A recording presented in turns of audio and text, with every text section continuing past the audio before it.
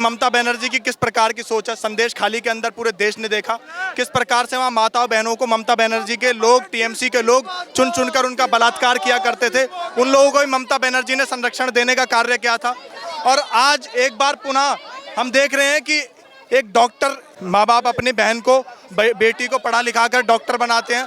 उस डॉक्टर बेटी को आज हम इतनी सुरक्षा तक नहीं दे पा रहे कि वर्तमान सरकार के ही लोग आते हैं, उसका बलात्कार कर देते हैं और ममता बनर्जी उन्हें भी बचाने का कार्य करती है।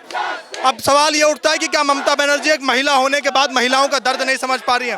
क्या ममता बनर्जी इतनी बड़ी तानाशाह बन गई है, सत्ता के नशे में इतनी ज़्यादा अंधी हो चुकी है कि आज उन्हें सत्ता के आगे कोई चीज़ दिखाई नहीं दे रही है? ममता बनर्जी के लोग जिसका चाहे उसका कर सकते हैं, जिसका चाहे उसका घर लूट सकते हैं, पर ममता बनर्जी कुछ नहीं कहेगी क्योंकि उन्हें डर है कि उनकी कहीं सरकार ना चली जाए जो इन गुंडों के भरोसे सरकार चल रही है। ममता बनर्जी गुंडों के आधार पर बंगाल में बार बार सरकार बनाती है और जब आप गुंडे पालेंगे तो वो गुंडे जब उसी प्रदेश के अंदर रहेंगे तो इस प्रकार की गतिविधियां निरंतर चलती रहेंगी और ममता बनर्जी उनसे कुछ कह नहीं सकती क्योंकि ममता बनर्जी की सरकार उन्हीं गुंडों के भरोसे चल रही है। तो ये तो इस प्रकार का विरोध की राजनीति तो ममता बनर्जी को करनी पड़ेगी क्योंकि उनके खिलाफ अगर एक्शन लेंगी तो ममता बनर्जी की सरकार गिर जाएगी और अगर एक्शन नहीं लेंगी तो ये जो लोग आज आपको दिख रहे हैं जो इनका आक्रोश है इसे शांत कैसे करेंगी? अभी राष्ट्रपति शासन लगना बंगाल के अंदर बहुत जरूरी है अगर और माताओं बहनों को बचाना है। संसद के अंदर यही राहुल गांधी खड़े होकर कहते हैं कि हिंदू केवल हिंसा हिंसा और हिंसा करता है। अरे आप तो हिंसा करने वालों के विरुद्ध एक शब्द नहीं बोल पा रहे, आप लोग क्या किसी के ऊपर उंगली उठाएंगे? दरअसल ये केवल दिल्ली के अंदर ही नहीं बल्कि आज जो देश भर के अंदर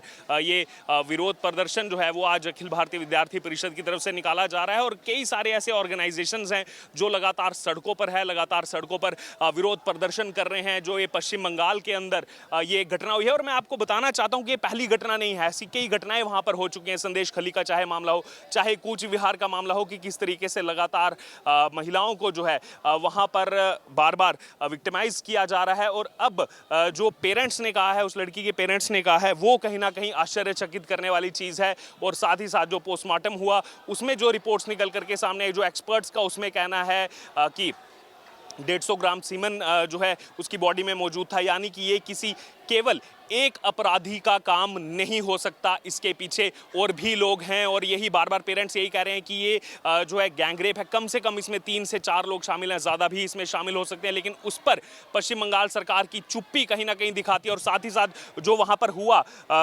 आज़ादी की शाम, वहाँ पर जिस प्रकार से जो हिंसक भीड़ वहाँ पहुँची और जा कर के उन्होंने जो है जितने भी वहाँ सबूत मौजूद थे उनको वैंडलाइज करने का प्रयास किया, पत्थरबाजी वहाँ पर की, अफरा तफरी का पूरा माहौल था। वो सर्वर रूम जिसमें पूरा सीसीटीवी मॉनिटरिंग हो रही थी, उस सर्वर रूम को जो है निशाना बनाया गया, उस सर्वर रूम को जो है तोड़ा गया, तमाम वहाँ पर जितने भी सिस्टम्स लगे थे उनको तोड़ा गया। आखिरकार किसको बचाने का प्रयास चल रहा है? बार बार सवाल मन में यही उठ रहा है कि और कौन लोग हैं जिनको यहां पर बचाने का प्रयास किया जा रहा है इस ममता बनर्जी सरकार की तरफ से, और क्यों आखिरकार टीएमसी इनको श्रेय दे रहा है? क्योंकि आपको बता दें जो परिवार ने अब जिनका नाम लिया है, जिस इंटर्न के खिलाफ और जिस डॉक्टर के खिलाफ यहां कंप्लेन की है, उनका सीधे तौर पर कनेक्शन जो है वो तृणमूल कांग्रेस से निकल करके सामने आया, जो अपने में कई सारे सवाल जो है वो यहां पर खड़ा करता है पश्चिम बंगाल सरकार के ऊपर। और दूसरी तरफ आप देखिए कि खुद ममता बनर्जी कल जो है वो सड़कों पर उतरी थी। सड़कों पर उतर करके आखिरकार वो किसके खिलाफ प्रोटेस्ट कर रही थी? जबकि गृह मंत्रालय आपके पास है, मुख्यमंत्री आप हैं, हेल्थ मिनिस्ट्री आपके पास है, फिर आप किसके खिलाफ उतर करके वहां पर प्रोटेस्ट कर रही थी? अपने में कई सारे सवाल जो है वो यहां पर ये खड़े करता है। और इसी को लेकर के आज देश भर में आज भी सड़कों पर जो है वो लोग उतरे हुए हैं। आज जैसे अखिल भारतीय विद्यार्थी परिषद वो पूरे देश भर में इस समय जो है वो प्रोटेस्ट कर रहा है। अभी दिल्ली में बंग भवन के बाहर जो है ये प्रोटेस्ट चल रहा है, देख सकते हैं लगातार यहां पर जो है ये कार्यकर्ता आगे बढ़ रहे हैं और ममता बनर्जी के खिलाफ लगातार जो है वो यहाँ पर नारेबाजी की जा रही है।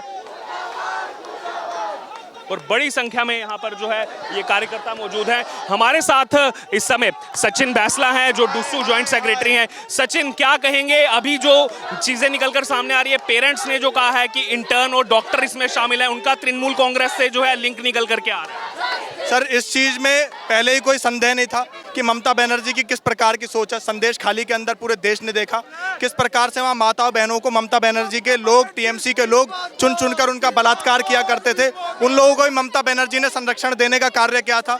और आज एक बार पुनः हम देख रहे हैं कि एक डॉक्टर, एक माँ बाप अपनी बहन को, बेटी को पढ़ा लिखा कर डॉक्टर बनाते हैं।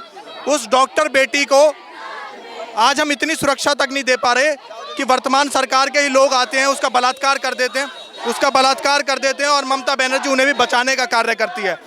अब सवाल ये उठता है कि क्या ममता बनर्जी एक महिला होने के बाद महिलाओं का दर्द नहीं समझ पा रही है?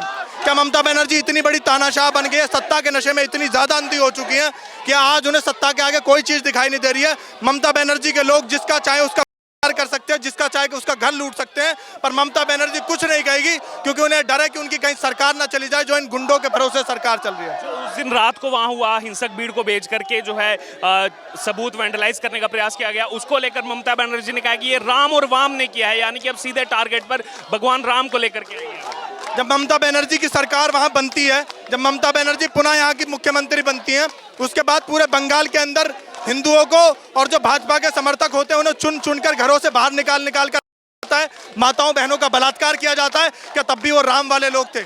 ममता बनर्जी गुंडों के आधार पर बंगाल में बार बार सरकार बनाती है, और जब आप गुंडे पालेंगे तो वो गुंडे जब उसी प्रदेश के अंदर रहेंगे तो इस प्रकार की गतिविधियां निरंतर चलती रहेंगी और ममता बनर्जी उनसे कुछ कह नहीं सकती क्योंकि ममता बनर्जी की सरकार उन्हीं गुंडों के भरोसे चल रही है। तो ये तो इस प्रकार का विरोध की राजनीति तो ममता बनर्जी को करनी पड़ेगी क्योंकि उनके खिलाफ अगर एक्शन लेंगी तो ममता बनर्जी की सरकार गिर जाएगी, और अगर एक्शन नहीं लेंगी तो ये जो लोग आज आपको दिख रहे हैं जो इनका आक्रोश है इसे शांत कैसे करेंगी? लगातार एक ये भी मांग उठ रही है कि राष्ट्रपति शासन वहां लगना चाहिए और इसके अलावा कोई चारा नहीं। देखिए, राष्ट्रपति शासन वहां बहुत पहले लग जाना चाहिए था, जब ममता बनर्जी पुनः सीएम बनी थी। फिर मैं वही बात दोहरा रहा हूं, जो उस समय वहां दृश्य थे, लोग वहां पलायन करने पड़ गए थे, उसी समय वहां राष्ट्रपति शासन लगना चाहिए था, उसी समय वहां राष्ट्रपति शासन लगना चाहिए था। पर उस समय भी ममता बनर्जी ने जैसे तैसे बातों को घुमाकर भगवान राम के नाम पर, कभी सनातनियों के नाम पर चीज़ों को इसी प्रकार घुमाती रही, और एक जो इनका पूरा इकोसिस्टम है, जो पूरा लेफ्ट लॉबी है, वो लेफ्ट लॉबी ममता बनर्जी के समर्थन में खड़ी हो गई और तब वो चीज़ संभव नहीं हो पाई। लेकिन अभी राष्ट्रपति शासन लगना बंगाल के अंदर बहुत जरूरी है अगर और माताओं बहनों को बचाना है तो। एक आखिरी कमेंट, विदेश में बैठी हजारों किलोमीटर दूर बैठी एक कंपनी हिंडनबर्ग कुछ निकालती है तो राहुल गांधी आधे एक घंटे में वीडियो रिलीज कर देते हैं, इस्तीफा मांगने लगते हैं, लेकिन इस पर केवल एक जो है पोस्ट के अलावा कुछ उनकी तरफ से कमेंट देखने को नहीं मिला है। ना वो वहां गए हैं, ना प्रियंका गांधी जो कहती थी लड़की हूं, लड़ सकती हूं, वो भी पूरी गायब इस समय नजर आ रही हैं इस मामले में। सर, अगर यही जो सब कुछ पूरा एक इंसिडेंस हुआ है, अगर यही किसी वो भाजपा शासित राज्य में हो जाता तो आप कल्पना कीजिए कि अभी सदन के अंदर क्या सदन चल पाता? पूरा विपक्ष इस समय सदन को चलने नहीं देता। लेकिन आज ये लोग राजनीति में इतने अंधे हो गए हैं, जबकि कुछ मुद्दों पर राजनीति होनी नहीं चाहिए। बलात्कार जैसी जो ये वारदातें हैं, इनके ऊपर ये कोई राजनीतिक मुद्दे नहीं है, ये पूरे देश के लिए एक समस्या और पूरे देश के चाहे विपक्ष हो चाहे पक्ष हो, सबको एक साथ एकजुट होकर मिलकर लड़ने की आवश्यकता होती है।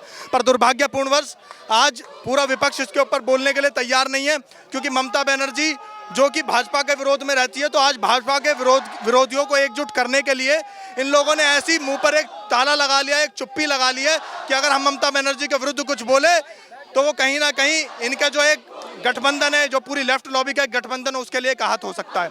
आप बंगाल के अंदर चाहे ये वाक्य हो या फिर आप ये भी देख सकते हैं कि अभी कुछ दिन पहले जो बांग्लादेश के अंदर हिंदुओं के साथ हुआ, उस पर पूरी लेफ्ट ने एक शब्द नहीं बोला, किसी ने एक टिप्पणी नहीं की। मैं जानना चाहता हूं कि अगर उसके ऊपर आप टिप्पणी कर देते तो आप लोगों का क्या नुकसान हो जाता? दूर वहां पैलेस्टीन में, जहां के लोगों से हमारा कोई लेना देना नहीं है, यहाँ से लगभग 4500 किलोमीटर दूर वो देश पड़ता है, वहां के लोगों के लिए आप लोग प्रदर्शन निकाल रहे हैं, वहां के लोगों के लिए आप लोग संसद में खड़े होकर बोल रहे हैं, लेकिन पड़ोसी देश बंगाल में अगर हिंदू, उस पर आप कुछ नहीं बोलते हैं। और संसद के अंदर यही राहुल गांधी खड़े होकर कहते हैं कि हिंदू केवल हिंसा हिंसा और हिंसा करता है। अरे आप तो हिंसा करने वालों के विरुद्ध एक शब्द नहीं बोल पा रहे, आप लोग क्या किसी के ऊपर उंगली उठाएंगे?